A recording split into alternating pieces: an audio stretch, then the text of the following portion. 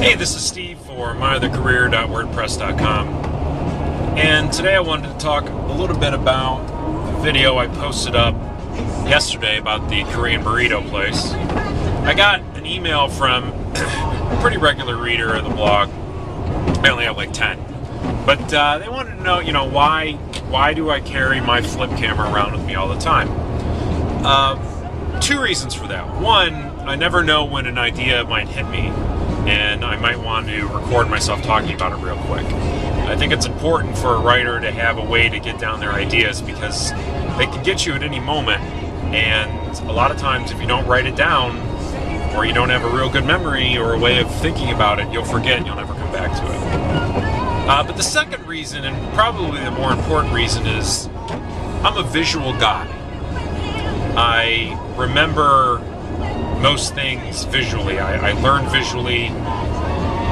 So for me, when I'm thinking about locations to write about, say in a diner scene or somewhere where an undercover cop needs to talk to, I don't know, somebody setting them up or whatever, various locations and places that you might need for your screenplay, I will usually base what I'm writing about on a place that I know, somewhere I'm familiar with. A lot of times I will go and search the internet for pictures of parks or restaurants and things of that nature. I also use Google Earth and Google Maps a lot because with Street View, even if I've never been to a city before, I can use Google Maps or Google Earth and go down to Street View and actually see firsthand and in first person the places I'm writing about. But the video camera I use to record places I'm at, just as an even more in-depth study. For example, the Korean barbecue place that I was at yesterday, I shot some additional footage that I didn't post of just the restaurant in general, and it's really a dive. There's only 3 people working there, the Korean guy who runs the place, and 2 people in the kitchen making the burritos and tacos and nachos and stuff. And if I had a diner scene or a place where 2 people needed to meet and discuss some story element, I might use that barbecue place just as a backdrop.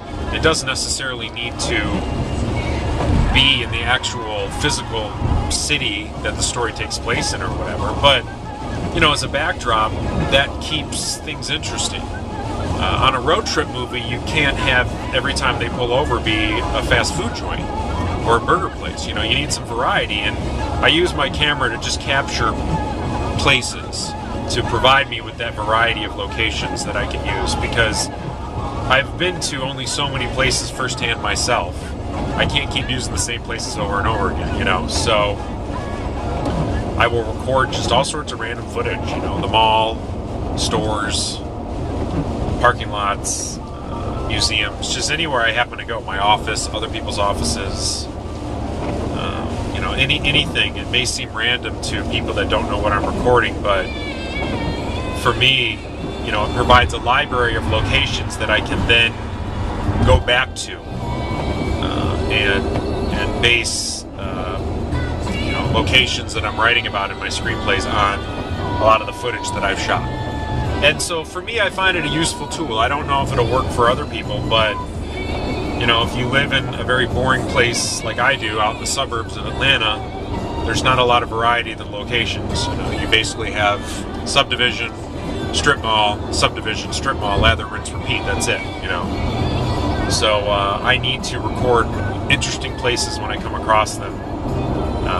Otherwise, I'm just not going to have anything to write about, and I don't want to write about the same thing every time when I need the location. So I also do that a lot with photography. When I went to Washington, D.C.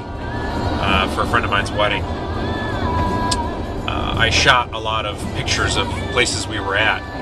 And when I went back to write some scenes in a draft of Bystander, I used mostly the pictures that I took as inspiration, and almost verbatim to describe the locations I were at. I set a lot of the locations that various events at the beginning of the movie in DC took place in. Come on, people, keep moving. There's a sign 6 feet away from me that says keep moving. It's right in front of this car. but they don't know how to read, evidently. And where did that stop when we're not supposed to be? Jesus. Any rate, yeah, so I use that, like I said, as inspiration. I use pictures as inspiration, but I like shooting video the best. I find that works out for me the best. And that's why I keep the camera with me at all times, and that's why I shoot footage like I did at the Korean barbecue place. So, you know, I just want to kind of give you a little insight into how my creative mind works. I'd be interested to hear about how other writers out there go about doing location scouting, so to speak, or how they come up with locations that they want to write about. Is it all just in your imagination, or do you base it on real world places? Do you go on the internet? Do you use Google Earth? You know, what do you use?